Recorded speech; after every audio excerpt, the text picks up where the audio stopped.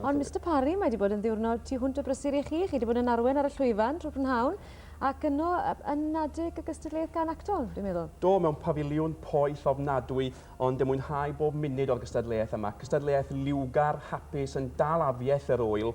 Y pafiliwn dan i sang o'n nhw'n sefyll yn y cefn o gwmpas y cadeiriau. Tair ysgol, Ysgol Gynradd y Creigiau, Ysgol Twm Nant, Ysgol Llanfair Caereinion, gwledd i'r llygad ac i'r glist. A o'n nhw'n agos? Agos tu hwnt mi weles i y marciau. Dim ond un marc oedd yn ddi ar buddigwyr oedd Ysgol y Creigiau. Ie.